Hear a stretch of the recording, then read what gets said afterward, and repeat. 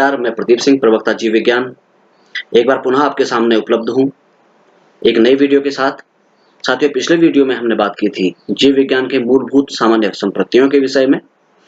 आप लोगों को उसमें काफ़ी अच्छे रिस्पॉन्स आए और कई लोगों ने मुझे बहुत अच्छे सुझाव भी दिए। उन्हीं सुझावों को सिरोधार्य रखते हुए और नई तकनीक का इस्तेमाल करते हुए एक बार पुनः मैं आपके सामने प्रस्तुत हूँ।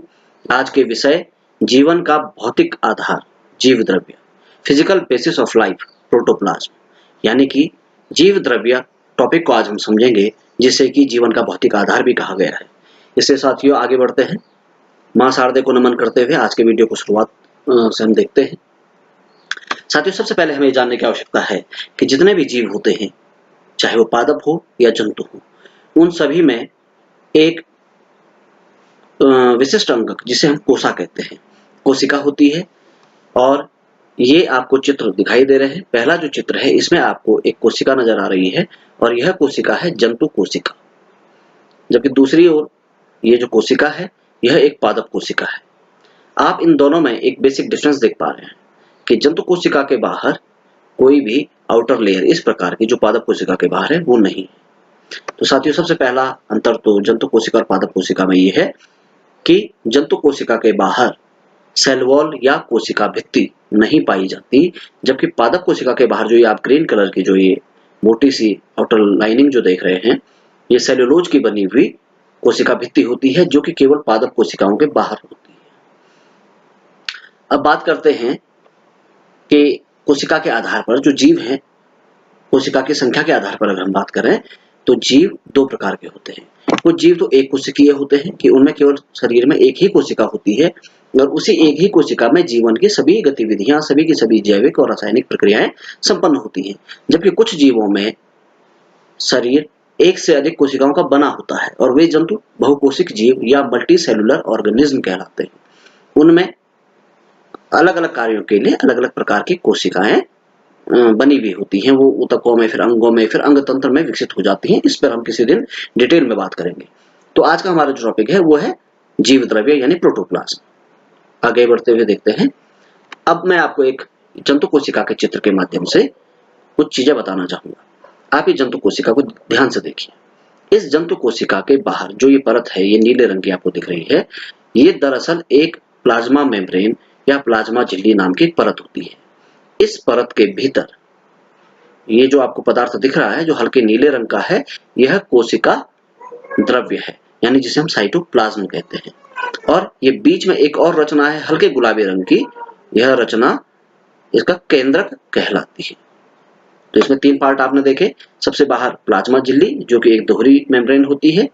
उसके बाद बीच में ये एक तरल पदार्थ है, सेमी लिक्विड अर्ध तरल पारदर्शी पदार्थ, जिसमें ये कई छोटे छोटे कोशिकीय अंगक पड़े हुए हैं, जैसे माइटोकॉन्ड्रिया है, ये गोल्जी बॉडी है। इसी प्रकार के कई अंगक इसमें पड़े हुए होते हैं।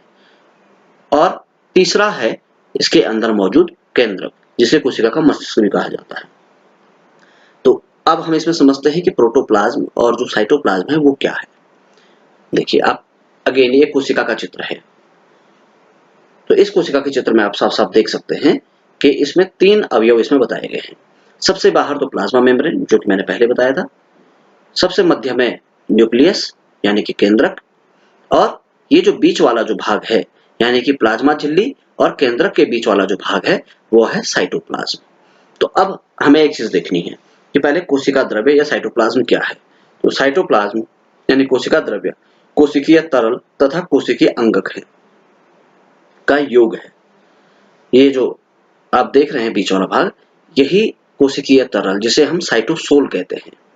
और इस साइटोसोल में पड़े हुए कई सारे सेल ऑर्गेनल्स, जैसे माइटोकॉन्ड्रिया, उसके अलावा गोल्जी बॉडी, प्लास्टिक प्लांट में, उसके अलावा राइबोसोम्स, इस प्रकार के कई पार्टिकल्स इसमें पड़े हुए होते हैं। कई प्रकार के एंजाइम, कई फैट ग्लोब्यूल्स इसी तरल में पड़े हुए होते हैं, जैसे कि हमने इस चित्र में देखा था।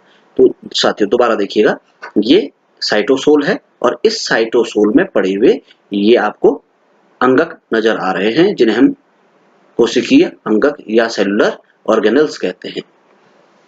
तो ये आपका ये वाला जो पोर्शन आप देख रहे हैं, ये आपका कोशिका द्रव्य है। अच्छा, अब फिर आगे बढ़ते हैं। इसी कोशिका द्रव्य में आपने देखे कोशिकीय तरल और कोशिका अंगक, इन दोनों के मिलने से जो बनता है वो कोशिका द्रव्य है, अर्थात ये बीच वाला भाग। अब जीव द्रव्य क्या है? जीव द्रव्य दरअसल क्या है कि कोशिका द्रव्य प्लस केंद्रक प्लस कोशिका झिल्ली, यानी कि जब ये तीनों चीजें, ये प्लाज्मा झिल्ली, ये कोशिका द्रव्य और ये केंद्रक, तीनों जब मिल जाते हैं तो ये प्रोटोप्लाज्म का निर्माण करते हैं और यही जीवन का भौतिक आधार बनाते हैं। इसी में सारी की सारी जैविक अभिक्रियाएं होती हैं और ये सभी के सभी पार्ट्स जीवित हैं, जैसे कि ये सभी के सभी पार्ट लिविंग पार्ट्स हैं, जीवित भाग हैं, जबकि पादप कोशिका में जो कोशिका भित्ति होती है वो निर्जीव भाग होती है। आगे बढ़ते हैं जीव द्रव्य। थोड़ा जीव द्रव्य को और डिटेल में समझते हैं क्या है। जीव द्रव्य जीवधारियों के जीवन की भौतिक आधारशिला है, जैसा कि मैंने पहले भी कहा है। बिना जीव द्रव्य के जीव में जीवन होना असंभव है। दूसरा है प्रोटीन व कुछ विशेष रासायनिक पदार्थ एक विशेष अनुपात में मिलकर जीव द्रव्य की रचना करते हैं। अब जीव द्रव्य किस किस चीज से बना हुआ है? तो उसका उत्तर यह है कि प्रोटीन और कुछ विशेष रासायनिक पदार्थ, कुछ केमिकल्स, कुछ आयंस, वो मिलकर के जीव द्रव्य की रचना करते हैं।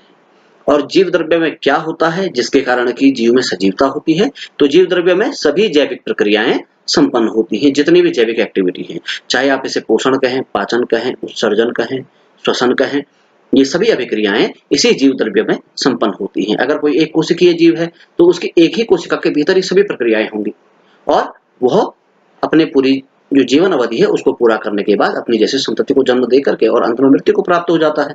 अगर बहुकोशिक जीव है तो उसमें शरीर में बहुत सारी कोशिकाएं हैं और उन सभी की सभी कोशिकाओं में ये सभी प्रक्रियाएं संपन्न होती हैं। प्रत्येक कोशिका में श्वसन होता है, उसमें आप कह सकते हैं पोषण होता है, उसमें प्रजनन होता है, वो अपनी जैसी दूसरी कोशिकाएं बना सकती हैं, इसीलिए तो जीव का शरीर वृद्धि करता है, ग्रोथ करता है।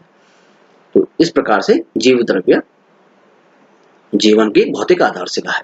अच्छा, ये शब्द जो है यह किसने कहा था? ये बहुत महत्वपूर्ण प्रश्न है। ये कई बार कई प्रतियोगी परीक्षाओं में भी पूछा जा चुका है कि जीव द्रव्य जीवन का भौतिक आधार है, यह किसका स्टेटमेंट है? तो ये स्टेटमेंट दिया था हक्सले ने। हक्सले नाम के एक वैज्ञानिक जिन्होंने कि जीव द्रव्य को जीवन का भौतिक आधार कहा था। भौतिक आधार का अर्थ यहाँ पर यह है कि एक फिजिकल बेसिस जिसके बिना कि जीवन असंभव है।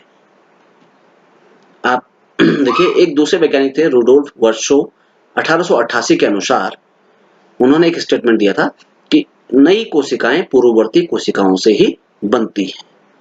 अर्थात जीवन की उत्पत्ति, अगर हम कहें कि वर्तमान में क्या कोई जीव अचानक से इस पृथ्वी पर पैदा हो सकता है? क्या किसी ग्रह के द्वारा कोई जीव इस पृथ्वी पर अचानक से किसी कारणवश क्या अपने आप ही पैदा हो सकता है? तो इसका उत्तर है नहीं, क्योंकि हम जानते हैं कि आदि पृथ्वी पर इस प्रकार की वातावरणीय अवस्थाएं मौजूद थी कि यहाँ पर निर्जीव पदार्थ से प्रोटोप्लाज्म यानी कि जीवित पदार्थ का निर्माण हुआ, लेकिन वर्तमान में इस प्रकार की परिस्थितियां पृथ्वी पर नहीं है। इसीलिए जितने भी जीव हैं या जितनी भी कोशिकाएं हैं वह अचानक से उत्पन्न नहीं हो सकती हैं, वो कहीं ना कहीं किसी पहले से मौजूद पूर्ववर्ती कोशिकाओं से ही उत्पन्न हो। इसी स्टेटमेंट को ओमनिस सेल्युलाइज सेल्युला भी कहा जाता है, अर्थात इसका अर्थ यही है कि नई कोशिकाएं पूर्ववर्ती कोशिकाओं से ही बनती हैं। अगेन, इस वीडियो के लिए जो भी मुझे टेक्निकल सपोर्ट की आवश्यकता पड़ी, जो भी चित्र, जो भी कंटेंट मुझे कहीं से भी मिला है, उन सभी लोगों का मैं एक बार बहुत बहुत धन्यवाद देना चाहता हूं और आप सभी दर्शकों का, आप सभी श्रोताओं का, आपको भी मैं बहुत बहुत धन्यवाद ज्ञापित करता हूं। इसी के साथ आप मेरे चैनल को सब्सक्राइब कीजिए, शेयर कीजिए एवं लाइक कीजिए और देखते रहिए नई वीडियोस के लिए मेरे चैनल अमेजिंग साइंस को। बहुत बहुत धन्यवाद। Thank you so much.